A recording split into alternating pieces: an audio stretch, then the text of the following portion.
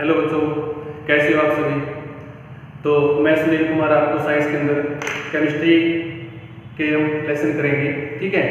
और जैसे कि आपको पता है कि हमारे केमिस्ट्री के अंदर टोटल 4 लेसन होंगे और 4 लेसन में जैसे सबसे पहले जो आपका लेसन है मैटर इन आवर सराउंडिंग, ठीक है। उसके बाद जो आपके पास है is matter around us pure, ठीक है। नेक्स्ट जो लेसन आपके पास है वो है थर्ड एटम एंड मॉलिक्यूल, और फोर्थ जो लेसन आपके पास है वो है इसका स्ट्रक्चर ऑफ एटम। ये 4 लेसन आपके जो है आपके केमिस्ट्री के अंदर होंगे और इस 4 लेसन में से हम आज जो करेंगे वो क्या होगा आपका मैटर इन आवर सराउंडिंग। तो मैटर इन आवर सराउंडिंग, इसमें सबसे पहले जो बात आती है वो आती है कि मैटर होता क्या है, ठीक है। जो इसका जो बेस जो है वो क्या इसका कि मैटर होता क्या है। अब मैटर क्या होगा, मैटर क्या कि which occupying space and having mass, ठीक है। कि ऐसा कोई भी सब्सटेंस जो क्या करता हो अपना स्पेस को ऑक्यूपाई करता हो, जिसका अपना खुद का क्या हो मास हो, उसको हम क्या बोलेंगे मैटर बोलेंगे। जैसे फॉर एग्जांपल आपके पास आएंगे आपकी बुक, ठीक है। आपने आपकी बुक को जहां पर रख दिया, उसने क्या किया अपने खुद के स्पेस को वहां पर ऑक्यूपाई कर लिया, ठीक है। स्पेस ऑक्यूपाई कर लिया, जहां पर आपने बुक रखी उस जगह पर आप कोई दूसरा सब्सटेंस वहां पर नहीं रख सकते हो। उस बुक का अपना खुद का क्या होगा मास भी होता है, इसलिए मैंने क्या बोल दिया कि बुक ने अपना स्पेस को ऑक्यूपाई भी किया है, उसका खुद का मास भी होगा। दैट मींस कि बुक जो आपके पास हो गया हमारा एक मैटर होगा, ठीक है। बुक हो गया आपके पास, कार होती है, ठीक है, बस होता है, आपका जो पेन होता है, हमारे पास जो बैग होते हैं, ठीक है, चेयर होती है आपकी, ठीक है। ऐसे बहुत सारे आपकी लाइफ के अंदर ऐसे एग्जांपल होंगे जो खुद का अपना स्पेस को ऑक्यूपाई करता है और उसका खुद का अपना मास भी होता है, तो उसको हम क्या बोलते हैं मैटर, ठीक है। अब यहां पर एक छोटी सी चीज लिखते हैं, देखो एक तो मैंने लिख दिया कि स्मेल ऑफ परफ्यूम,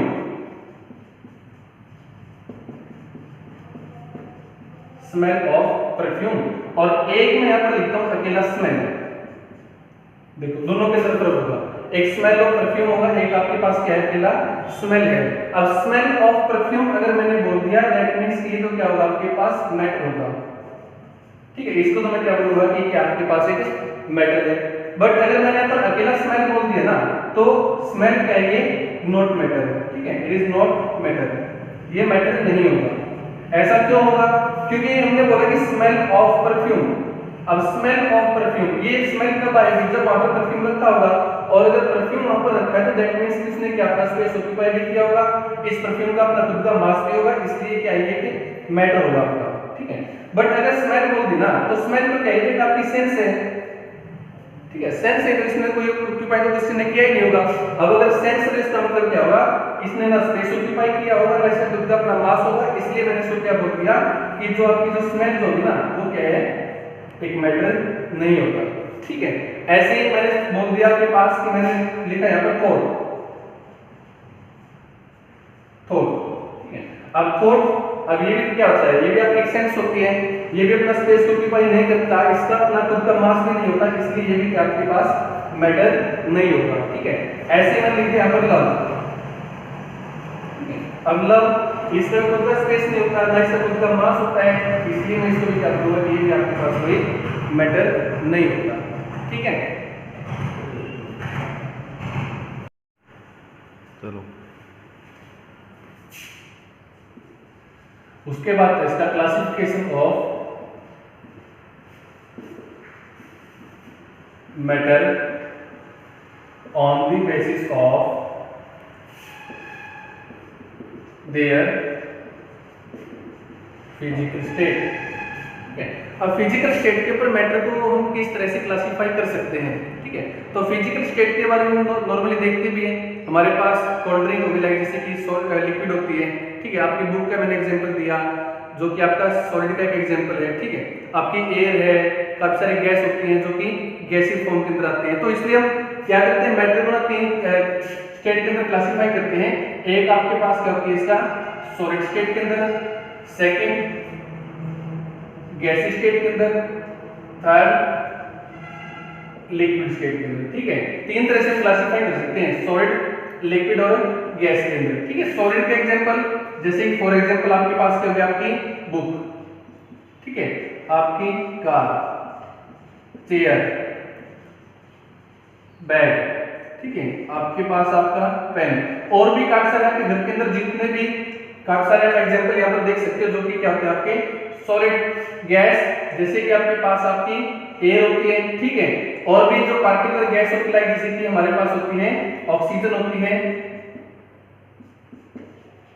नाइट्रोजन होती है, ठीक है, ये सारे किसमें आ जाती है गैसीय फेज के अंदर। वाटर की वेपर होती है,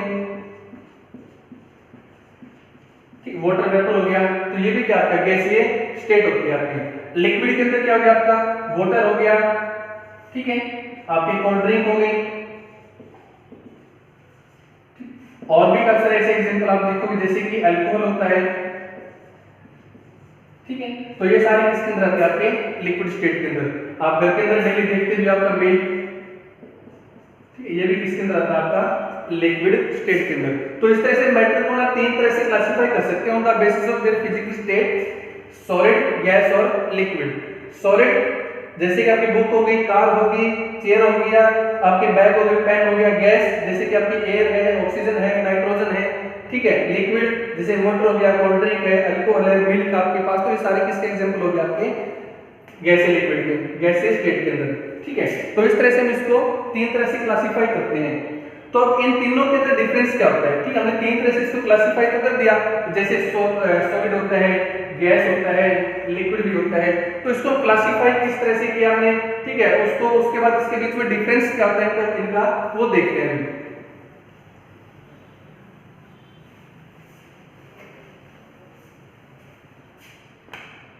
तो difference between the state of matter, state of matter के बीच में डिफरेंस, तो हम 3 लिख लेते हैं यहाँ पर इसका, तीनों का सॉलिड, उसके बाद लिक्विड, और देन क्या होगा इसका गैस, ठीक है, सॉलिड, लिक्विड और गैस। अब सॉलिड किसे कहेंगे, जिसका क्या होगा डेफिनेट शेप, ठीक है, जिसकी शेप डेफिनेट हो और वॉल्यूम भी क्या रहता है उसका डेफिनेट रहेगा, ठीक है, वॉल्यूम भी क्या रहेगा इसका डेफिनेट। मतलब कि ना तो हम सॉलिड की ना तो हम उसकी शेप चेंज कर सकते हैं ना उसका वॉल्यूम चेंज कर सकते हैं। जैसे कि आपके पास ये मार्कर है, ठीक है, अब इस मार्कर की मैं शेप को चेंज नहीं कर सकता, चाहे जितना मर्जी इसके ऊपर फोर्स लगा ले, तोड़ सकते हैं इसको, बट इसकी शेप के अंदर कोई चेंज नहीं होगा।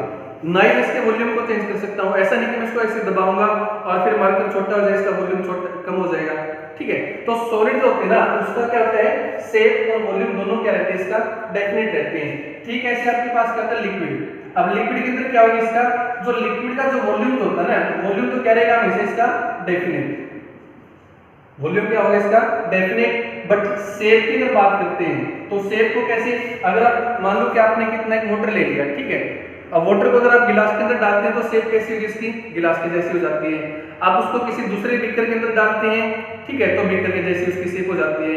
ऐसे अगर हम उसको किसी और दूसरे बर्तन में डालेंगे तो जो पानी आपने लिया था उसकी शेप उसी बर्तन की जैसी हो जाती है। इसलिए हम क्या बोलेंगे कि शेप नॉन डेफिनेट, शेप क्या इसकी डेफिनेट नहीं होती, ठीक है। वॉल्यूम डेफिनेट होता है बट शेप इसकी डेफिनेट नहीं होती। ऐसे अगर हम देखते हैं गैस के केस में, तो गैस का वॉल्यूम और गैस की शेप, ठीक है, दोनों ही डेफिनेट नहीं होती, नॉट डेफिनेट, ना इसका वॉल्यूम डेफिनेट होता है ना इसका शेप इसका डेफिनेट होता है। लाइक जैसे जिस भी आपने लाइक जैसे आपके पास गैस का सिलेंडर होता है, अगर गैस के सिलेंडर आपके पास है यहाँ पर, ठीक, ये कोई गैसीय सिलेंडर है, इसके अंदर आपने क्या डाल दिया यहाँ पर गैस। अब इस गैस का वॉल्यूम कितना है, जितना वॉल्यूम इस सिलेंडर का होगा, ठीक है। लेट्स सपोज कि आपके पास ये इसका पूरा रूम होगा, ये आपका पूरा रूम हो गया और इस रूम के अंदर यहाँ पर आपके सिलेंडर के अंदर गैस रखी है। अब इस गैस का वॉल्यूम कितना है सिलेंडर के जितना होगा, शेप भी कैसी सिलेंडर की जैसी शेप इसकी, बट अब हम इसको क्या करते हैं ऐसे निकाल देते हैं, ठीक है, गैस को ऐसे बाहर निकाल देते हैं। अब जैसे गैस बाहर निकली क्या हुआ, ये तो पूरे रूम के अंदर फैल गया, ठीक ठीक है, पूरे रूम के अंदर आपकी गैस के पार्टिकल पूरे रूम के अंदर फैल जाते हैं। अब इस गैस का वॉल्यूम कितना हो गया? इस गैस का वॉल्यूम उतना हो गया जितना वॉल्यूम आपके रूम का था, ठीक है। गैस की शेप कैसी हुई? गैस की शेप वैसी ही होगी, ठीक जैसे आपके रूम की शेप थी, ठीक है। तो इसका मतलब क्या बोलेंगे कि गैस का ना तो वॉल्यूम डेफिनेट होता है, ना ही गैस का शेप डेफिनेट होता है, ओके। तो शेप की जब शेप और वॉल्यूम की अगर बात करते हैं तो क्या है, सॉलिड जिसका शेप और वॉल्यूम दोनों डेफिनेट होते हैं। लिक्विड का वॉल्यूम तो डेफिनेट होता है बट उसकी शेप डेफिनेट नहीं होती। गैस इसका वॉल्यूम और शेप दोनों डेफिनेट नहीं होते हैं, ओके। उसके बाद सेकंड डिफरेंस की बात करते हैं। ये फर्स्ट था, सेकंड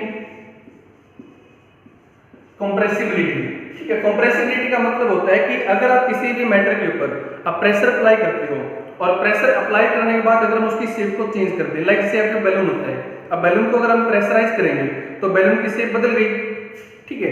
आपके पास मार्कर है, अब अगर मैं मार्कर के ऊपर प्रेशर को अप्लाई करता हूं तो मार्कर की शेप के अंदर कोई चेंज नहीं आएगा, तो दैट मींस कि मार्कर जो है आपका वो कंप्रेसिबल नहीं होता, ठीक है। तो कंप्रेसिबिलिटी क्या होती है या कंप्रेसिबल सब्सटेंस क्या होते हैं जिसके ऊपर प्रेशर लगाने के बाद अगर उसकी शेप चेंज हो जाए उसको बोलेंगे दैट सब्सटेंस इज कंप्रेसिबल, ठीक है। तो सॉलिड के बारे में देखो, आपके पास काफी सारे ऐसे एग्जांपल थे, जैसे बुक किया, अगर आप बुक के ऊपर प्रेशर लगाते हो तो बुक का शेप चेंज नहीं होता। आपके पास चेयर होती है, चेयर के ऊपर अगर आप प्रेशर लगाते हो तो उसकी शेप चेंज नहीं होती। बेंच होते हैं आपके, बेंच के ऊपर आपने प्रेशर लगाया, शेप चेंज नहीं होगी, ठीक है। तो इसका मतलब ये क्या होगा कि आपके पास जो सॉलिड होते हैं ना, दे आर नॉट कंप्रेसिबल, ठीक है, ये कंप्रेसिबल नहीं होते। बट लिक्विड की अगर बात करें तो लिक्विड जो होते हैं वो सॉलिड के कंपैरेटिवली थोड़ी सी ज्यादा क्या होते हैं, वो कंप्रेसिबल होते हैं, ठीक है। थोड़ा सा इसके अंदर हम इसको कंप्रेस करके इसका शेप थोड़ा सा चेंज कर सकते हैं, बट जो गैस होती है वो क्या होती है आपकी हाईली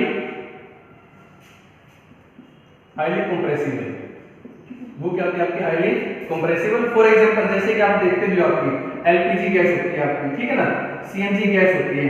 अब एलपीजी गैस काफी ज्यादा होती है बट उसको कंप्रेस करके हमने क्या कर रखा है, एक छोटे से सिलेंडर के अंदर इसको डाल रखा है, ठीक है। बिल्कुल छोटा सा सिलेंडर होता है जो आपके घर के अंदर होता है, इसके अंदर हम डालते हैं इसको, बट अमाउंट ऑफ गैस क्या है इसके अंदर बहुत ही ज्यादा होती है, इसलिए हमने क्या बोलते हैं कि जो गैस होती है ना वो हाईली क्या होती है, कंप्रेसिबल होती है।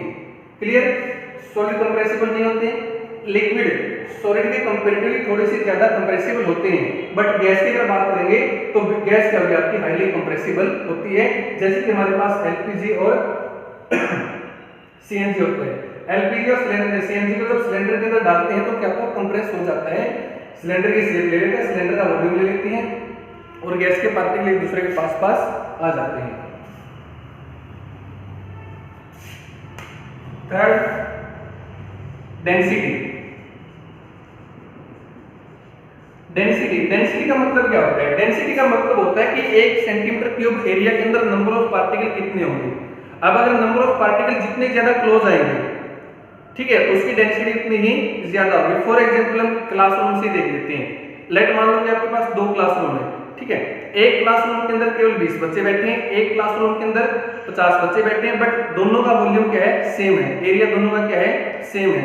अब ये देखो कि डेंसिटी किसके अंदर ज्यादा होगी, जिसमें ज्यादा बच्चे होंगे, ठीक है, उसकी डेंसिटी क्या होगी, ज्यादा होगी, क्योंकि उसके अंदर वो काफी क्लोजली पैक है। तो 1 सेंटीमीटर क्यूब, ऐसे अगर मैटर की बात करते हैं तो 1 सेंटीमीटर क्यूब एरिया के अंदर नंबर ऑफ पार्टिकल किसमें ज्यादा होंगे या फिर मास किसमें ज्यादा होगा, उसको हम क्या बोलेंगे, इसकी डेंसिटी बोलते हैं। तो सॉलिड के केस के अंदर क्या होती है कि यहाँ पर क्या होती है, डेंसिटी इसकी क्या होती है, हाई होती है, क्योंकि पार्टिकल एक दूसरे काफी ज्यादा क्लोज होते हैं, इसलिए सॉलिड की डेंसिटी क्या होगी, हाई होगी। बात करते हैं लिक्विड के केस में तो डेंसिटी क्या होती है, इसकी लो होती है, लो एज कंपेयर टू या फिर less as compare to solid, ठीक है। सॉलिड के कंपैरेटिवली थोड़ी सी डेंसिटी जो लिक्विड होती है उसके अंदर कम होती है, क्योंकि पार्टिकल थोड़े से स्पेस के अंदर आ जाते हैं, थोड़े दूर दूर चले जाते हैं, ठीक है। जब पार्टिकल दूर दूर चले गए तो डेंसिटी क्या होगी, इसकी कम होगी। लाइक जैसे कि आपके पास सॉलिड था, ठीक है, ये 1 सेंटीमीटर क्यूब एरिया, तो इसके अंदर पार्टिकल इस तरह से बिल्कुल एक दूसरे के एडजेसेंट होते हैं, बिल्कुल ये एक दूसरे की क्या है, वो एडजेसेंट है, ठीक है, इस तरह से। तो इसकी डेंसिटी क्या होगी, ज्यादा होगी। बट बात करते हैं जब लिक्विड के केस में तो सेम वॉल्यूम लिक्विड का, बट पार्टिकल क्या होंगे, एक दूसरे के दूर दूर होंगे। तो जब पार्टिकल दूर दूर हैं दैट मींस कि मास पर यूनिट वॉल्यूम के इसके अंदर कम है as compare to solid, that means कि density of liquid is less than solid. बात करते हैं गैस के केस में, तो गैस की जो डेंसिटी होती है ना वो काफी लेस है, काफी लो होगी आपकी, बहुत ही ज्यादा कम होती है। क्यों? क्योंकि इसके अंदर भी अगर हम सेम वॉल्यूम का कोई ले लेते हैं यहाँ पर, तो उसके अंदर क्या होगा, पार्टिकल बिल्कुल एक दूसरे से काफी दूर होते हैं, ठीक है, बहुत ही ज्यादा दूर होंगे। इसलिए पार्टिकल दूर है, पर यूनिट वॉल्यूम की तरफ मास काफी कम है, तो गैस की डेंसिटी क्या है, कम है। सबसे ज्यादा कम डेंसिटी क्या किसकी होती है, गैस की, उससे ज्यादा किसकी होगी, लिक्विड की, और सबसे हाईली डेंसर कौन होता है आपका, सॉलिड। सबसे ज्यादा डेंसिटी किसकी होती है, सॉलिड की। क्लियर? उसके बाद बात करते हैं force of attraction. Force of attraction between the particle,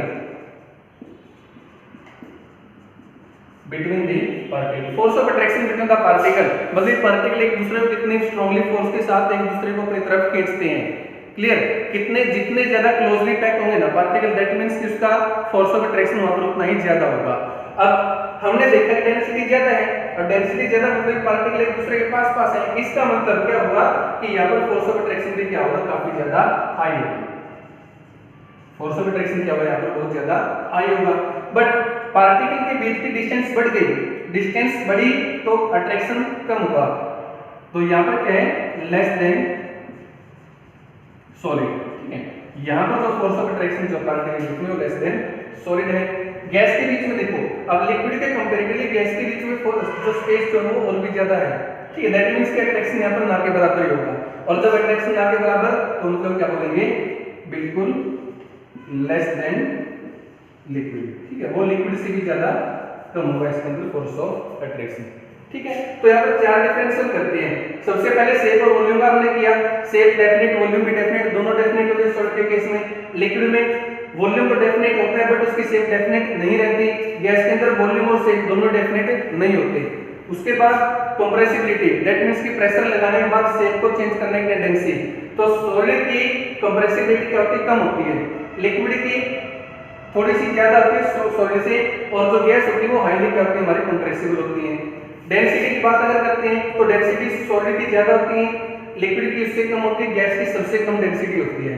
force of attraction between the particle आपकी सॉलिड के अंदर ज्यादा है, लिक्विड के अंदर उससे कम हो गया, और गैस के अंदर बिल्कुल ही कम होता है। फोर्स ऑफ अट्रैक्शन बिल्कुल नामात्र ही होता है, ठीक है। तो ये था हमारा इन तीनों स्टेट के बीच का डिफरेंस, जिसको हम क्या इस तरह से कर सकते हैं, काफी इंपॉर्टेंट है एग्जाम के पॉइंट ऑफ व्यू से भी, ठीक है, और आपके जितने भी आगे कॉम्पिटिटिव एग्जाम होंगे वहां से उसके बेस के ऊपर अगर आप देखते हो तो ये डिफरेंस जो होता है ये तीनों स्टेट का कंप्लीट इंट्रोडक्शन आपको दे देता है। क्लियर है? तो उसके बाद देखते हैं, तो उसके बाद हमारे पास आता है कैरेक्टरिस्टिक ऑफ, या फिर हम पहले बता देते हैं कि जो मैटर जो होता है ना, उस मैटर क्या होता है, काफी छोटे छोटे वेरी स्मॉल पार्टिकल से मिलकर बना होता है, ठीक है, बहुत ही छोटे छोटे पार्टिकल से मिलकर बना होता है हमारे पास जो मैटर जो हमने पीछे किया था, ठीक है। और ये जो छोटे छोटे पार्टिकल होते हैं इनको हम नेकेड आई के साथ नहीं देख सकते, तो ये जो पार्टिकल आपके पास है इन पार्टिकल का कैरेक्टरिस्टिक क्या होता है, तो इसके तीन कैरेक्टरिस्टिक होते हैं। सबसे पहला क्या होगा कि particle of matter attract each other, particle of matter जो होते हैं वो जो मैटर के जो छोटे छोटे पार्टिकल वो एक दूसरे को अट्रैक्ट करते हैं, बट डिपेंड करता है कि मैटर आपका कैसा है, ठीक है। लाइक जैसे कि आपके पास एक तो क्या है आयरन, ठीक है, एक मैंने यहाँ पर लिख दिया चौक, दो एग्जांपल लिख देते हैं, एक आयरन की नेल है, एक आपके पास चौक है। अब चौक को तो हम क्या कर सकते हैं, इजीली तोड़ सकते हैं, ठीक है, आपने लिया तोड़ दिया उसको, बट जो आयरन की नेल होती है ना उसको हम इजीली हाथ के साथ नहीं तोड़ सकते। दैट मींस उसका एग्जांपल क्या मतलब हुआ कि आयरन के जो पार्टिकल है ना उसके बीच में फोर्स ऑफ अट्रैक्शन क्या है, बहुत ही ज्यादा है, बट जो चौक के जो पार्टिकल है उनके बीच में फोर्स ऑफ अट्रैक्शन क्या है, कम है, इसलिए हमने क्या थोड़ा सा जोर लगाया और टूट गया, ठीक है। तो अलग अलग मैटर के अंदर फोर्स ऑफ अट्रैक्शन क्या होता है, अलग अलग होता है, किसी में ज्यादा होता है तो किसी में कम होता है। Second, particle of matter move continuously, ठीक है, वो वो लगातार क्या करते हैं, मूव करते रहते हैं, घूमते फिरते रहते हैं, लाइक जैसे आपके पास गैस होती है, ठीक है।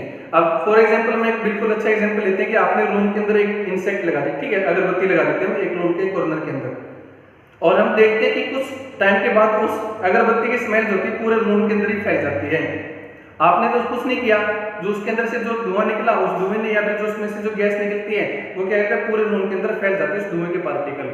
इसका मतलब क्या है कि जो पार्टिकल की जो मैटर के जो पार्टिकल थे ना वो लगातार क्या करते रहते हैं, मूव करते रहते हैं।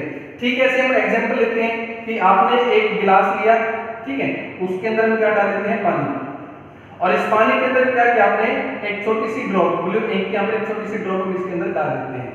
एक छोटी सी ड्रॉप आपने डाली, इसको अनडिस्टर्ब यहाँ पर रख दिया थोड़ी देर के लिए। उसके बाद हमने क्या देखा कि ये जो ब्लू इंक थी ना ये धीरे धीरे पूरे पानी के अंदर फैलना शुरू कर देती है। आपने तो नहीं हिलाया इसको, बट ये पार्टिकल अपने पूरे पानी के अंदर डिस्ट्रीब्यूट हो जाते हैं और पूरा जो पानी होता है कैसा हो जाता है, वो ब्लू हो जाता है। इसका मतलब कि यहाँ पर जो इंक के जो पार्टिकल थे ना वो क्या करते हैं, लगातार मूव करते हैं और पूरे पानी को कैसा कर देते हैं, वो ब्लू कर देते हैं। ठीक है, तो इससे क्या हुआ कि particle of matter move continuously, but effect होगा इसके अंदर टेम्परेचर का। अगर हम टेम्परेचर को इंक्रीज कर देते हैं, मतलब टेम्परेचर को हम बढ़ा देते हैं, तो पार्टिकल की जो काइनेटिक एनर्जी है, जिस स्पीड के साथ वो मूव करते हैं, वो काइनेटिक एनर्जी भी क्या हो जाती है, उसकी बढ़ जाती है। ये इसी के साथ हम करके देख सकते हैं। ठीक, अगर आपके पास ठंडा पानी होगा तो काफी टाइम लगाएगा, जैसे फॉर एग्जांपल मान लो कि ये 20 मिनट के अंदर कंप्लीटली ब्लू होगा। बट अगर मैं इसी का टेम्परेचर को रेज कर देते हैं, ठीक है, 20 डिग्री से मैं इसका टेम्परेचर 50 डिग्री सेल्सियस तक इंक्रीज कर देता हूं, तो जब अगर मैं टेम्परेचर इंक्रीज करेंगे तो पानी और भी जल्दी ब्लू हो जाता है। इसका मतलब कि जो इंक के जो पार्टिकल जो थे, अगर मैंने यहाँ पर टेम्परेचर बढ़ाया है तो टेम्परेचर बढ़ाने के बाद उसकी पार्टिकल काइनेटिक एनर्जी बढ़ गई, और जैसे काइनेटिक एनर्जी बढ़ी तो पूरे बीकर के अंदर क्या हो जाता है, पानी के अंदर वो फैल जाते हैं ब्लू इंक के पार्टिकल, और उससे ज्यादा इस टेम्परेचर से ज्यादा जल्दी ब्लू हो जाता है। तो इसका मतलब कि अगर आप टेम्परेचर बढ़ाओगे तो पार्टिकल काइनेटिक एनर्जी बढ़ेगी, दैट मींस कि जो उसकी जो मूविंग करने की जो कैपेसिटी है ना वो बढ़ जाती है। उसके बाद third, particle of matter have space between them.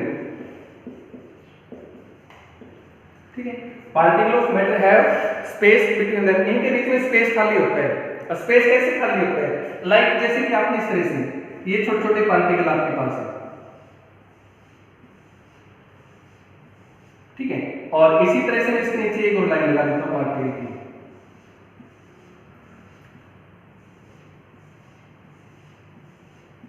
ठीक है, ये हमारे पास क्या हुई, पार्टिकल।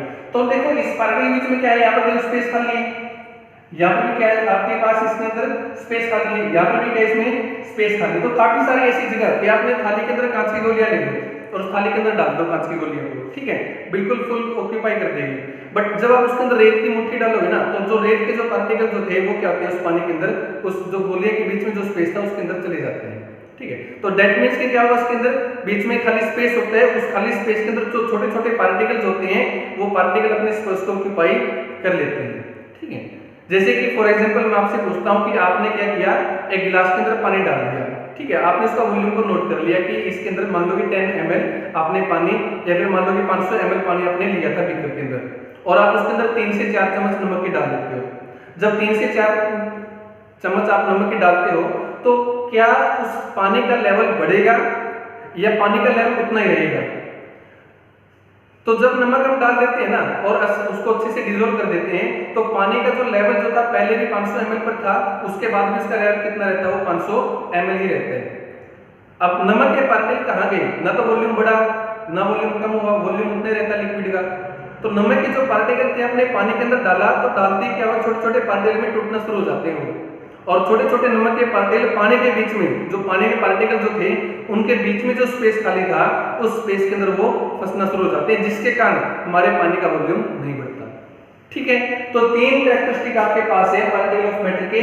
पहला क्या है कि matter, particle of matter attract each other, एक दूसरे को अट्रैक्ट करते हैं। Particle of matter move continuously, लगातार वो मूव करते रहते हैं, कोई कम मूव करता है तो कोई ज्यादा मूव करता है। अगर आप टेम्परेचर बढ़ा दोगे तो उसकी काइनेटिक एनर्जी बढ़ जाएगी। उसके बाद particle of matter have space between them, उनके बीच में खाली स्पेस भी होता है।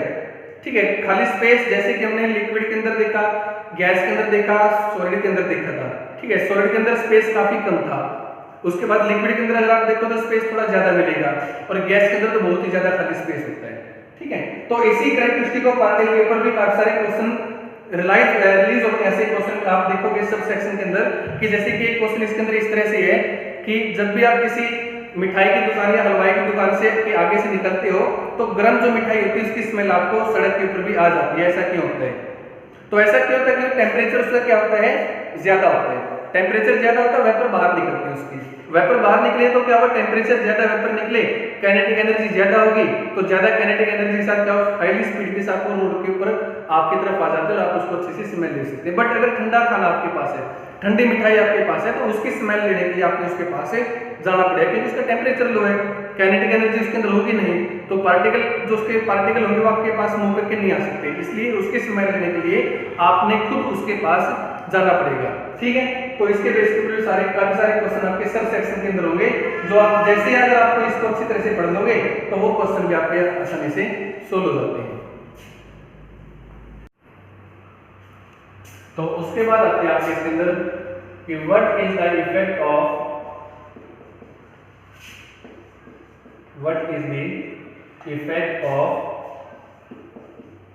Temperature and pressure on the state of matter, ठीक है। मैटर की स्टेट के ऊपर टेम्परेचर और प्रेशर का इफेक्ट क्या होता है? अगर आप टेम्परेचर बढ़ा दोगे तो उसके ऊपर क्या इफेक्ट पड़ेगा, और अगर हम उसका प्रेशर बढ़ा देते हैं तो उसके ऊपर क्या इफेक्ट पड़ता है। तो सबसे पहले हम देखते हैं इसके अंदर effect of temperature, effect of temperature, ठीक है। टेम्परेचर का इफेक्ट क्या होता है? तो टेम्परेचर का इफेक्ट हम देखते हैं कि देखो आपके पास एग्जांपल, काफी अच्छा एग्जांपल है एनसीईआरटी के अंदर दिया हुआ है वाटर का, ठीक है। वाटर, अब वाटर जो होगा ना आपके तीन स्टेट के अंदर एग्जिस्ट करता है। वाटर हमारे सॉलिड स्टेट के अंदर एग्जिस्ट करेगा, लिक्विड के अंदर भी एग्जिस्ट करेगा, और गैसीय स्टेट के अंदर भी एग्जिस्ट करता है, ठीक है। सॉलिड के अंदर आइस, लिक्विड के अंदर आपके पास जो वाटर होता है वो, और गैसीय स्टेट के अंदर उसके वेपर, ठीक है। तीनों स्टेट के अंदर एग्जिस्ट करता है वाटर, आपके जो पानी होता है, ठीक है। आइस के फॉर्म के अंदर एज ए सॉलिड, वाटर है तो लिक्विड, अगर वेपर है तो किस कौन सी स्टेट में चलेगा, वो गैसीय स्टेट के अंदर, ठीक है। तीनों स्टेट के अंदर एग्जिस्ट करेगा हमारे पास वाटर। तो हम वाटर का एग्जांपल लेकर के यहाँ पर इफेक्ट ऑफ टेम्परेचर इसका समझ सकते हैं, ठीक है। तो लेट मान लेते हैं कि आपके पास क्या होगा, यहाँ पर हम आइस का एग्जांपल लेते हैं, आइस, ठीक है, समझते हैं ना, आइस, बर्फ। तो आइस का जब हम टेम्परेचर रेज करते हैं, इंक्रीज करते हैं जब टेम्परेचर, तो क्या होगा, हमने पढ़ा था पिछली बार कि जब हम टेम्परेचर रेज करते हैं किसी भी मैटर का तो उसके जो काइनेटिक एनर्जी जो होती है पार्टिकल के अंदर वो बढ़ जाती है, ठीक है। पार्टिकल जल्दी जल्दी मूव करना शुरू कर देते हैं, और जब जल्दी जल्दी मूव करें तो मतलब इसकी क्या होगी, पार्टिकल एक दूसरे से दूर दूर जाना शुरू हो जाते हैं, और जब पार्टिकल एक दूसरे से दूर दूर जब जाते हैं तो क्या होगा कि जो आपके पास जो सॉलिड होता है वो किस में चेंज होता है, लिक्विड के अंदर, ठीक है। तो आइस हमारी किस में चेंज होगी, वाटर के अंदर, जो कौन सी स्टेट होगी मैटर की, लिक्विड, ठीक है। तो तीन क्या हुआ, टेम्परेचर रेज किया तो हमारी जो आइस जो सॉलिड स्टेट के अंदर जो थी वो वाटर, दैट मींस कि लिक्विड स्टेट के अंदर वो चेंज हो जाती है, क्लियर। तो यहाँ से टेम्परेचर हमने क्या कर लिया, इसके ऊपर इफेक्ट कर लिया। उसके बाद अगर आप वाटर के बाद अगेन फर्दर टेम्परेचर को इंक्रीज करते हो, फिर से हम इसका टेम्परेचर बढ़ाएंगे, अब अगर दोबारा से टेम्परेचर बढ़ाएंगे तो क्या होगा, ठीक है, बोल दो सर, वेपर में चेंज हो जाएगी, है ना, हाँ, क्योंकि पार्टिकल की काइनेटिक एनर्जी बढ़ जाती है, और जब पार्टिकल की काइनेटिक एनर्जी बढ़ेगी तो पार्टिकल जो है ना, जो लिक्विड स्टेट के अंदर है वो वेपर स्टेट के अंदर आना शुरू हो जाते हैं, ठीक है। पार्टिकल ऊपर उठना शुरू हो जाते हैं, और जब पार्टिकल ऊपर उठेंगे तो हमारा जो वाटर जो है किसमें बदल जाएगा, ये वेपर के अंदर, जो कौन सी स्टेट है हमारी, गैस,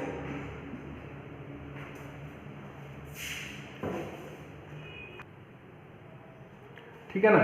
तो अगर हम टेम्परेचर इंक्रीज करते हैं तो हमारी स्टेट ऑफ मैटर क्या चेंज हो जाती है, सॉलिड से लिक्विड और लिक्विड से गैस के अंदर वो चेंज हो जाएगा। तो क्यों चेंज हुआ, क्योंकि इसकी काइनेटिक एनर्जी बढ़ जाती है। काइनेटिक एनर्जी अगर बढ़ेगी तो फोर्स ऑफ अट्रैक्शन कम हो जाता है, तो हमारे सॉलिड से लिक्विड, लिक्विड से गैस के अंदर चेंज हो गया। बट यहाँ से क्वेश्चन किस तरह से राइज होता है, ये नहीं पूछा कि टेम्परेचर का इफेक्ट क्या पड़ा, वो ठीक बात है, बट थोड़ा सा उसको घुमा फिरा के पूछ लेता है। वो घुमा फिरा कैसे पूछेगा, हमें पता है कि आइस जब होगी तो इसका टेम्परेचर कितना होगा 0 डिग्री सेल्सियस। कितना टेम्परेचर होगा इसका 0 डिग्री सेल्सियस। और जब आइस से जब वाटर कन्वर्ट होता है तो उस समय इसका टेम्परेचर कितना होता है 0 डिग्री सेल्सियस ही टेम्परेचर इसका रहता है। ठीक है, आपने हीट प्रोवाइड करवा दी, इसकी हीट प्रोवाइड करवाने के बाद भी जब आइस जब वाटर में चेंज हो गया तो टेम्परेचर इनका दोनों का सेम रहता है। तो जो हीट आपने प्रोवाइड करवाई थी वो कहाँ गई, अब टेम्परेचर तो उसने रेज किया नहीं, अब टेम्परेचर जब रेज नहीं किया तो हीट कहाँ जाएगी, सोचो क्या होगा इसके अंदर है, हीट कहाँ गई हमारी। तो हीट जो थी ना आपकी वो क्या हुआ कि जो आइस के जो पार्टिकल एक दूसरे के काफी पास थी, लाइक जैसे कि आपके पास पार्टिकल आइस थी, ये एक दूसरे के काफी पास थी, और जब एक दूसरे के पास है तो क्या होगा, इनके अंदर फोर्स ऑफ अट्रैक्शन भी बहुत ही ज्यादा होगा, और जब फोर्स ऑफ अट्रैक्शन ज्यादा है तो इसका मतलब इसकी शेप भी क्या है, डेफिनिट है ना। हमने क्या किया, इसको हीट करना शुरू कर देते हैं। ठीक है, क्या किया हमने, इसको हीट गर्म कर दिया, और जैसे हमने इसको गर्म किया तो क्या हुआ, ये जो हीट जो है ना, सबसे पहले काम सर क्या होगा, सबसे पहला जो प्राइमरी काम होगा वो काम है कि इन पार्टिकल के बीच में जो फोर्स ऑफ अट्रैक्शन है ना, उस फोर्स ऑफ अट्रैक्शन को मिनिमाइज कर देना। ठीक है, कम कर देगा, इस फोर्स ऑफ अट्रैक्शन को क्या कर देगा, कम कर देगा, और जैसे फोर्स ऑफ अट्रैक्शन को कम करेगा तो पार्टिकल क्या होंगे, एक दूसरे से दूर दूर जाना शुरू कर देते हैं। ठीक है, एक दूसरे से दूर दूर चले जाते हैं। तो जितने हीट हम यहाँ पर प्रोवाइड करवाते हैं उस हीट से तो क्या हुआ, केवल पार्टिकल एक दूसरे से दूर दूर चले गए, उनका फोर्स ऑफ अट्रैक्शन कम हुआ है, ना कि उसका टेम्परेचर रेज हुआ है। ठीक है, क्या हुआ, केवल फोर्स ऑफ अट्रैक्शन, जितने हीट आपने प्रोवाइड करवाई उस हीट से तो फोर्स ऑफ अट्रैक्शन ओवरकम हो गया, फोर्स ऑफ अट्रैक्शन मिनिमाइज हो गया। ठीक है, फोर्स ऑफ अट्रैक्शन कम हो गया, जिसके कारण हमारा सॉलिड जो था ना वो लिक्विड स्टेट के अंदर चेंज हो जाता है। ठीक है, विदाउट चेंजिंग टेम्परेचर। तो जितने हीट आपने इसको दी है ना उसके कारण टेम्परेचर रेज नहीं हुआ, तो दैट मींस कि वो हीट इसके अंदर छुप गई, और जब हीट इसके अंदर छुप जाती है तो उस हीट को क्या बोलते हैं, उसको बोलते हैं लेटेंट हीट। इनके बीच में कौन सी हीट होगी इसके अंदर, या तो होगी इसकी लेटेंट हीट, लेटेंट हीट, छुपी हुई ऊर्जा जिसको बोलते हैं, छुप जाती है वो। ठीक है, छुपी हुई ऊर्जा, क्योंकि इसके कारण क्या हुआ, फिजिकल स्टेट चेंज हो गई, टेम्परेचर चेंज नहीं हुआ, हीट आपने दी तो कहां गई, वो छिप गई तो हमने क्या नाम बोले उसका, लेटेंट हीट। और लेटेंट हीट अगर इसको बोले तो क्या बोलेंगे इसको, कि लेटेंट हीट को केवल डिफाइन करना चाहिए, डिफाइन लेटेंट हीट। तो डिफाइन अगर आप करोगे तो क्या बोलोगे इसको हम बोलेंगे कि heat that change state of matter without, ये साफ कर देते हैं ऐसे, without change in temperature। ठीक है, टेम्परेचर को चेंज किए बिना अगर फिजिकल स्टेट जो मैटर की जो होती है वो चेंज हो जाए तो उस हीट को क्या बोलेंगे, उसकी लेटेंट हीट। ठीक है, जैसे कि हमने यहाँ पर देखा, टेम्परेचर चेंज किए बिना आइस जो थी किसमें बदल गई, आपकी वाटर के अंदर बदल गई, इसलिए हमने यहाँ पर जो हीट इसके अंदर जो एब्जॉर्ब की इसने, उसका नाम हमने क्या रख दिया, इसका लेटेंट हीट हम इसको कर देते हैं। क्लियर है? ठीक है, तो आपके पास क्या था, आइस का टेम्परेचर आपने रेंज किया तो चेंज किसमें होगा, वो वाटर के अंदर। अब टेम्परेचर रेंज हुआ तो क्या हुआ, हमारी जो आइस होगी ना वो क्या होगी, मेल्ट होगी। ठीक है, और इसी मेल्ट से यहां से एक डेफिनेशन निकल के आती है, मेल्टिंग पॉइंट। मेल्टिंग पॉइंट किसे कहते हैं, ठीक है, यहीं से निकल के आता है मेल्टिंग पॉइंट और बॉइलिंग पॉइंट। अब मेल्टिंग पॉइंट किसे बोलेंगे, temperature at which solid start melt। ठीक है, वो टेम्परेचर जहां पर कोई सॉलिड पिघलना शुरू कर देता है, मेल्ट होना शुरू कर देता है, तो उसको हम क्या बोलते हैं, उसका मेल्टिंग पॉइंट। ठीक है, ऐसे ही वाटर चेंज किसके अंदर हुआ, वेपर के अंदर। अब वेपर में चेंज हुआ दैट मींस कि उसने उबलना शुरू कर दिया था, है ना, उबलना शुरू किया तो बॉयल किया है, तो वहां से क्या निकल के आएगा, इसका बॉइलिंग पॉइंट। वहां से नई डेफिनेशन आई इसकी, बॉइलिंग पॉइंट। अब बॉइलिंग पॉइंट किसे कहेंगे, बॉइलिंग पॉइंट किसे कहते हैं कि टेम्परेचर या फिर टेम्परेचर एट विच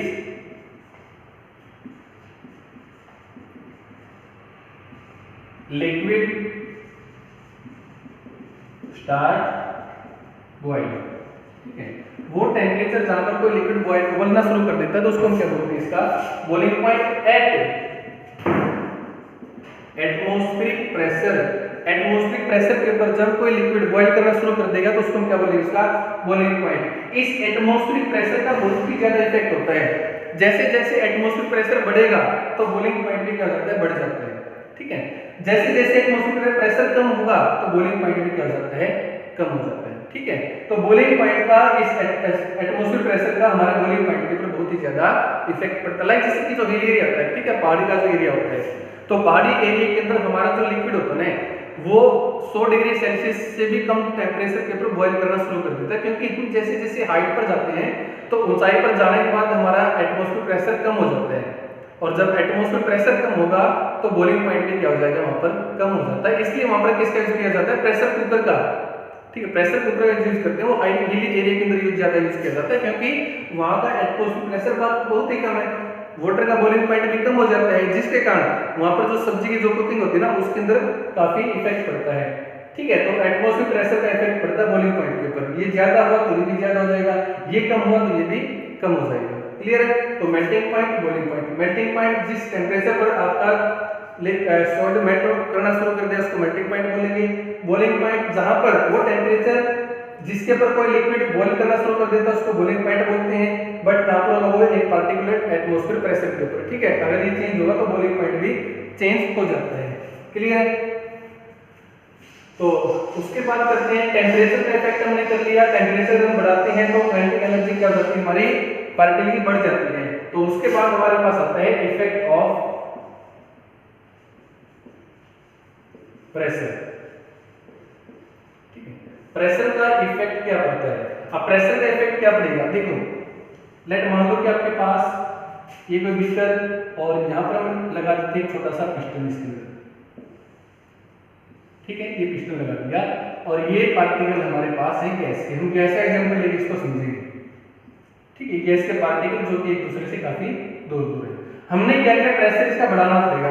प्रेशर बढ़ाना पड़ेगा तो क्या करेंगे, इसके पिस्टन को हम थोड़ा सा नीचे की तरफ धकेल देंगे, ठीक है। प्रेशराइज कर दें डाउनवर्ड प्रेशराइज किया तो पिस्टन क्या होगा, नीचे की तरफ आएगा,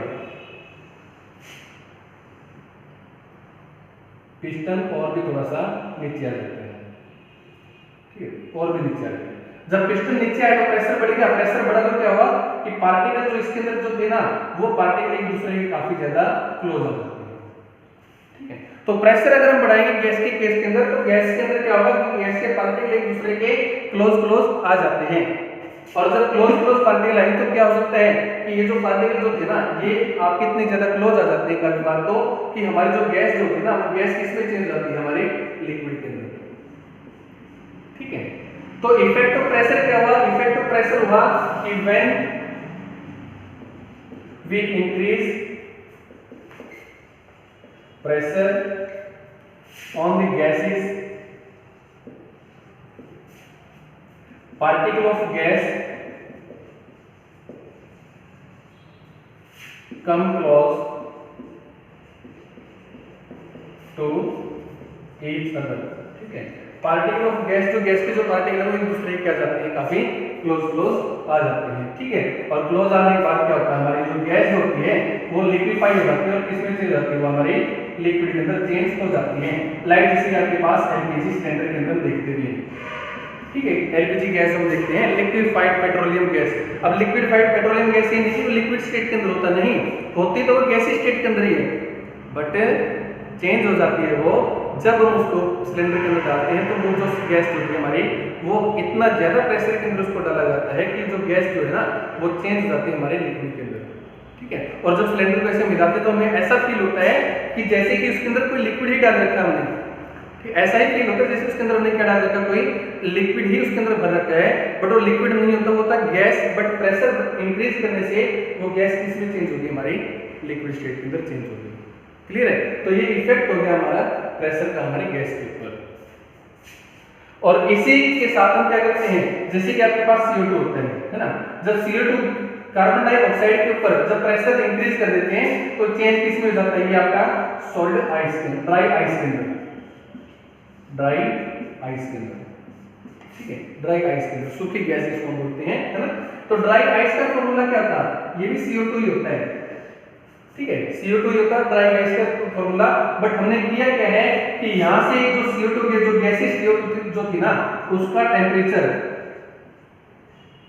डिक्रीज कर दिया और प्रेशर को हमने क्या कर दिया, यहाँ पर इंक्रीज कर दिया, जिसके कारण हमारे पास जो गैसीय स्टेट के अंदर जो CO2 थी वो किस में चली जाती है, हमारी सॉलिड स्टेट के अंदर, जिसको हम क्या बोलते हैं, ड्राई आइस हम बोलते हैं। क्लियर है, ठीक है ना। तो प्रेशर का इफेक्ट क्या पड़ा कि प्रेशर के अगर आप बढ़ाते हो तो पार्टिकल एक दूसरे के क्लोज आ जाते हैं, और क्लोज जब आए तो क्या होगा, गैस जो होती है हमारी लिक्विड स्टेट के अंदर बदल जाती है, जो कहां पर होता है आपके LPG के अंदर, ठीक है। CO2 के अंदर कैसे होता है, जब कार्बन डाइऑक्साइड गैस को आप टेम्परेचर डिक्रीज करते हैं, प्रेशर इंक्रीज करते हैं, तो CO2 गैस हमारी ड्राई आइस के अंदर चेंज हो जाती है, ठीक है, जो कौन सी स्टेट होती है मैटर की, सॉलिड, ठीक है। तो ये इफेक्ट था आपके प्रेशर का और टेम्परेचर का, ठीक है। तो हमने इफेक्ट भी पढ़ लिया, टेम्परेचर और प्रेशर, इन दोनों का इफेक्ट हम पढ़ लेते हैं। अब टेम्परेचर का और प्रेशर का हमने इफेक्ट पढ़ लिया, उसके बाद क्या होगा, ठीक है ना। इसके बाद हमारे पास छोटे छोटे दो डेफिनेशन आती हैं, और छोटे नहीं, बहुत ही ज्यादा इंपॉर्टेंट है। एक होगा हमारे पास इवेपोरेशन और एक होगा वेपोराइजेशन, ठीक है। दोनों का काम एक ही होता है। इवेपोरेशन के अंदर भी हमारा जो वाटर होता है वो वेपर के अंदर चेंज होता है, और वेपोराइजेशन के अंदर भी हमारे पास जो वाटर होता है ना, वो भी वेपर के अंदर चेंज होता है, बट दोनों के अंदर डिफरेंस होता है। बोलो सर ये क्या बोल दिया आपने, उसमें भी वेपर में चेंज होता है, यहाँ भी वेपर में चेंज होगा, तो फर्क क्या है ना। तो फर्क होता है इसके अंदर, ठीक है ना, फर्क होता है यहाँ पर इवेपोरेशन और वेपोराइजेशन, ठीक है, इवेपोरेशन और वेपोराइजेशन। अब इवेपोरेशन क्या होगा, देखिए लाइक आपने एक कपड़ा लिया, पानी में भिगो दिया, और इस कपड़े को पानी में भिगोने के बाद आपने क्या कर दिया, धूप के अंदर रख देते हैं, ठीक है। कुछ टाइम के बाद हम देखते हैं कि आपका जो गीला जो कपड़ा धरा वो सूख जाता है, बिल्कुल सूख जाता है। अब पानी बॉयल तो नहीं किया आपने कि उसको पानी को वेपर में अगर आपने चेंज करना उसको, तो पानी जो होगा हमारा वो गैसी स्टेट के अंदर चला जाएगा, ठीक है। हमने क्या उसको जस्ट धूप के अंदर रखा था, और धूप में रखने के बाद हमारा जो पानी जो है वेपर में चेंज होकर यहाँ से सारा निकल जाता है, और हमारा जो कपड़ा था वो सूख जाता है, ठीक है। तो यहाँ पर वेपोराइजेशन को क्या बोलेंगे कि when water change into vapour below it's boiling point, ठीक है। उसके बॉइलिंग पॉइंट का जो टेम्परेचर था, उस टेम्परेचर से कम टेम्परेचर के ऊपर जब कोई वाटर वेपर के अंदर चेंज होता है तो उसको हम क्या बोलते हैं, वेपोराइजेशन, इवेपोरेशन, ठीक है। उसको हम क्या बोलेंगे, उसका इवेपोरेशन, ठीक है। जब कोई वाटर लिक्विड के वेपर के अंदर चेंज होगा बिलो इट्स बॉइलिंग पॉइंट, तो हम क्या बोलते हैं, इसको क्या होगा, इसका इवेपोरेशन हो जाता है, ठीक है। जैसे तालाब के अंदर पानी दिन भर जब उसमें से वेपर निकलती रहती है, हमने एक बर्तन लिया, उसके अंदर पानी डाल दिया, अगले दिन जब हम देखेंगे तो पानी कम हो जाता है। हमने उसको बॉयल तो नहीं किया, बट उसने सराउंडिंग के अंदर से हीट को गेन किया, और हीट गेन करने के बाद क्या होता है, उसके अंदर से जो पार्टिकल जो जिसने गेन की थी वो वेपर के अंदर बदलना शुरू हो जाते हैं, ठीक है। तो इसको बोलूंगा इवेपोरेशन। वेपोराइजेशन क्या होगा, अब यहाँ पर आप पानी को उबाल दोगे, ठीक है। यहाँ पर आपके पास जो वाटर जो होगा ना, बॉइलिंग पॉइंट के ऊपर जाकर के उबलने के बाद जो वहां से वेपर जो निकलती है, उस फिनोमेना को हम क्या बोलेंगे, इसका वेपोराइजेशन, ठीक है। कि when water change into vapour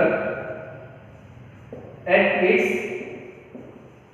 boiling point, ठीक है। उसके खुद के बॉइलिंग पॉइंट के ऊपर जब आपका लिक्विड वेपर के अंदर चेंज होता है तो उसको हम क्या बोलते हैं, इसका वेपोराइजेशन इसका करवा दिया है, ठीक है। तो वेपोराइजेशन यहाँ तक था, बट इवेपोरेशन के ऊपर कौन कौन से फैक्टर काम करते हैं, इवेपोरेशन कब बढ़ेगा, कब इवेपोरेशन ज्यादा होगा, कब ये इवेपोरेशन कम होता है। तो सबसे पहला जो फैक्टर होगा वो होगा टेम्परेचर का, टेम्परेचर, ठीक है। टेम्परेचर का इस इवेपोरेशन के ऊपर क्या इफेक्ट पड़ता है, तो अगर हम टेम्परेचर को इंक्रीज करेंगे तो इवेपोरेशन की जो रेट होती है वो भी क्या होती है, बढ़ जाती है, ठीक है। इवेपोरेशन की रेट भी क्या होगी, बढ़ जाएगी, क्योंकि ज्यादा से ज्यादा पार्टिकल क्या होंगे, वेपर के अंदर बदलना शुरू हो जाते हैं। ठीक है, तो टेम्परेचर अगर आप बढ़ाओ तो इवेपोरेशन की रेट क्या होगी, बढ़ जाएगी। Second, surface area. Surface area, surface area के क्या इफेक्ट पड़ता है कि अगर देखो आपके पास दो चीजें, एक आपके पास ये है छोटा बीकर और एक आपके पास बड़ा बीकर जिसका ऊपर से सरफेस एरिया क्या है, ज्यादा है। ठीक है, दोनों के अंदर हमने सेम टेम्परेचर के ऊपर लिक्विड डाल दिया, दोनों लिक्विड का टेम्परेचर क्या है, सेम। बट यहाँ से जो एरिया ना, यहाँ से वेपर बाहर निकलने के लिए क्या है, बहुत ही ज्यादा कम है। बट यहाँ से सरफेस एरिया इतना ज्यादा है कि वेपर बहुत ही ज्यादा ऐसे निकल सकते हैं। तो इसलिए हमने क्या बोल दिया कि देखो एरिया बढ़ गया तो वेपर बढ़ गई, एरिया कम हो तो वेपर भी कम हो गए। दैट मींस कि अगर आप सरफेस एरिया को इंक्रीज करोगे, सरफेस एरिया अगर आप इंक्रीज करते हो तो इवेपोरेशन की जो रेट होती है वो भी क्या जाती है, बढ़ जाती है। जैसे फॉर एग्जांपल हम एग्जांपल लेते हैं कि आपने गर्म चाय या गर्म दूध हम पीते हैं। ठीक है, गर्म चाय या गर्म दूध को जब आप कप के अंदर पीते हैं तो काफी देर लग जाती है क्योंकि वो आसानी से ठंडा नहीं होता। बट अगर उसी चाय को या उसी दूध को हम थाली के अंदर डाल देते हैं जिसका ऊपर से सरफेस एरिया ज्यादा होता है तो वो जल्दी ठंडी हो जाती है। ठीक है ना, होती है ना, वो जल्दी ठंडी हो जाती है, उसको जल्दी से पी भी लेते हैं। तो सरफेस एरिया अगर हम बढ़ाएंगे तो इवेपोरेशन की रेट भी क्या हो जाती है, बढ़ जाती है। और जो भी लिक्विड इस लार्जर एरिया के अंदर जो भी लिक्विड होगा ना वो जल्दी ठंडा भी हो जाता है, ये भी आपको याद रखना होगा इसके अंदर। ठीक है, उसके बाद थर्ड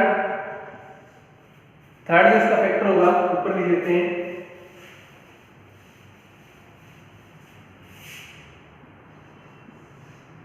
स्पीड ऑफ वाइंड। हवा की स्पीड के ऊपर भी डिपेंड करता है। ठीक है, स्पीड ऑफ वाइंड के ऊपर भी डिपेंड करता है। तो स्पीड ऑफ वाइंड, अगर वाइंड की स्पीड बढ़ेगी, ठीक है, वाइंड की स्पीड अगर बढ़ती है तो जिस एरिया के ऊपर जैसे आपके पास एक क्लॉथ होगा, ठीक है ना, तो यहाँ पर क्या होगी, वेपर इससे से बाहर निकलेंगे, वो वेपर इसके ऊपर का सरफेस को यहाँ से ऑक्यूपाई कर लेते हैं और जब ऑक्यूपाई कर ले तो नई सरफेस, नई वेपर को यहाँ पर आने के लिए कोई जगह नहीं बचेगी।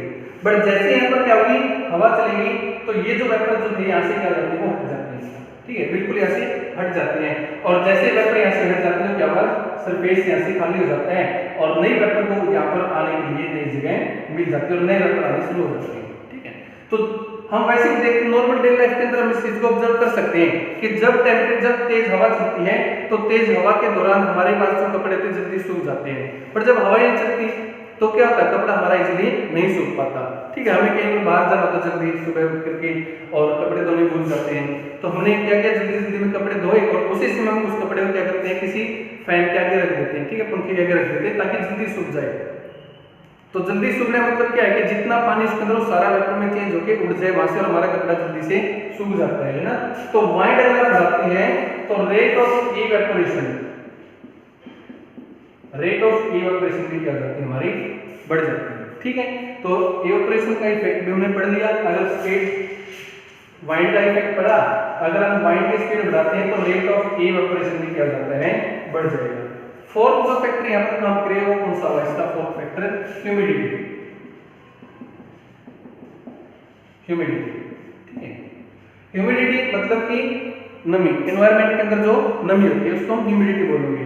अब ह्यूमिडिटी का इवेपोरेशन के ऊपर क्या इफेक्ट पड़ेगा, अगर ह्यूमिडिटी देखो दो डे आपके पास, दो तरह के सीजन हम देखते हैं, एक तो आपके पास ड्राई डे होते हैं, बिल्कुल गर्म दिन, शुष्क दिन होते हैं, बारिश वाले दिन नहीं होते, और एक दिन आपके पास ऐसा होता है जब बारिश होता है, रेनी डे होता है।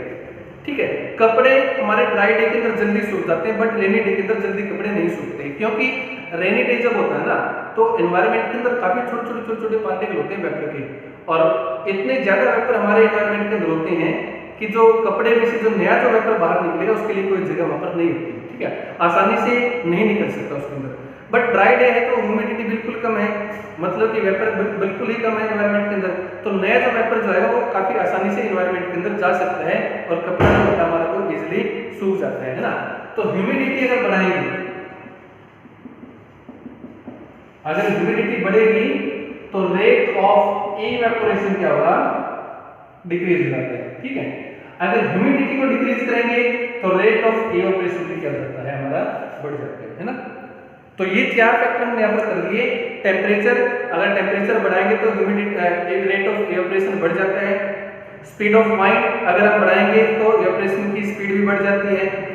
एरिया अगर हम बढ़ाएंगे तो इवेपोरेशन की रेट बढ़ जाती है। बट अगर हम ह्यूमिडिटी को बढ़ाएंगे तो इवेपोरेशन की रेट क्या जाती है हमारी, डिक्रीज हो जाती है। ठीक है, तो ये थे वो फैक्टर जिसके ऊपर हमारा रेट ऑफ इवेपोरेशन की जो स्पीड होती है वो बढ़ेगी या कम होगी। ठीक है, इनके ऊपर डिपेंड करता है। उसके बाद हम जो इवेपोरेशन जो करवाते हैं ना, इस इवेपोरेशन का हमारी डेली लाइफ के अंदर इतना ज्यादा यूज है कि आपने कभी देखा भी नहीं होगा। ठीक है, जब भी कोई पार्टिकल इवेपोरेट होता है, लाइक जैसे कि यहाँ पर हाथ के ऊपर पानी के पार्टिकल होंगे, ठीक है, कुछ देर बाद वो हाथ सूख जाता है, तो उस पानी के पार्टिकल ने क्या किया कि यहाँ पर हमारी हथेली के अंदर जितने भी हीट थी ना, उस हीट का खुद के अंदर एब्जॉर्ब कर लिया और पानी के पार्टिकल धीरे धीरे यहाँ से क्या हो गए, वेपर में चेंज होना शुरू हो जाते हैं, है ना, और हमारा हाथ सूख जाता है। ऐसे हमारे कपड़े सूखते हैं, तो वो हीट को एब्जॉर्ब करके वेपर में चेंज होता है, और जब हमारे हाथ की हीट को एब्जॉर्ब कर लेगा तो हमारा हाथ का टेम्परेचर क्या हो जाएगा, कम हो जाता है। ठीक है, ऐसे हम सूती कपड़े पहनते हैं गर्मियों के अंदर, तो सूती कपड़े का काम क्या होता है, वो ये इसी तरह से काम करता है ना, कि जब सूती कपड़े को हम पहनेंगे तो क्या करेगा, सूती कपड़ा हमारे जो पसीना है उसको एब्जॉर्ब कर लेता है, और वही पसीना हमारी बॉडी के हीट को एब्जॉर्ब करेगा और खुद किस में चेंज होता है, वो वेपर के अंदर चेंज होना शुरू हो जाता है। तो जब हीट को एब्जॉर्ब किया, वेपर में चेंज हो गया, इसका मतलब क्या किया इसने कि इसका जो खुद का जो हमारी बॉडी का जो टेम्परेचर था ना वो लो हो जाता है। तो इवेपोरेशन जो होता है ना वो कूलिंग इफेक्ट भी शो करता है, जैसे कूलर के अंदर होता है, गर्मी में हम कूलर चलाते हैं, ठंडी हवा देता है, ठीक है, वो भी कूलिंग इफेक्ट शो करता है। मटके का पानी ठंडा होता है, वहां पर भी इवेपोरेशन का इफेक्ट होता है। क्लियर, सूती कपड़े हम गर्मी में क्यों पहनते हैं, वो भी इवेपोरेशन के कारण ही पहनते हैं। क्लियर है, तो ये पूरा लेसन हमारा यहाँ पर कंप्लीट हो जाता है बेटे, लेसन फर्स्ट हमारा कंप्लीट हो जाता है, काफी इंपॉर्टेंट है। ठीक है, आप इसको एक बार पढ़ लें।